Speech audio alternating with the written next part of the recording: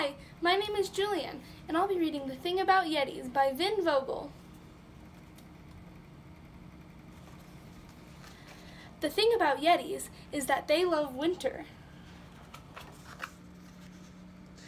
They love waking up on snowy and quiet mornings and drinking hot chocolate with their favorite stuffed toy. They love sliding down hills on their bottoms, building big snow castles, and pretending they are Godzilla. They love ice skating Yeti style. Yetis make the best snowballs on the planet, and the best snowman too. But sometimes winters can be tough, even for a Yeti.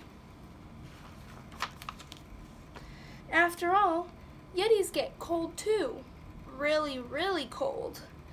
And when their snowy fur finally dries, it gets a little poofy. On those days when Yetis just can't get warm and the box of hot chocolate is empty, Yetis can get downright crabby. So, here's a little secret for you. The thing about Yetis is that sometimes they miss summer too. They miss playing outside for hours and hours on long sunny days.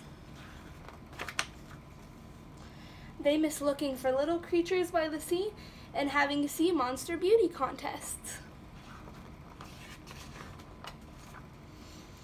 Yetis miss building big sand castles and pretending they are Godzilla.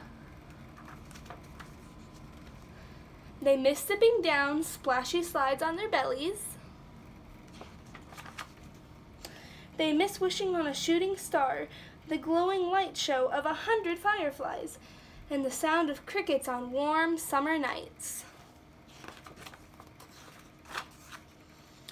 The thing about Yetis is that Yetis love winter, because on the very coldest, wettest, windiest winter days, Yetis know just what to do.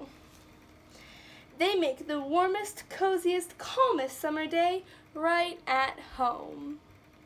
And that was The Thing About Yetis by Vogel.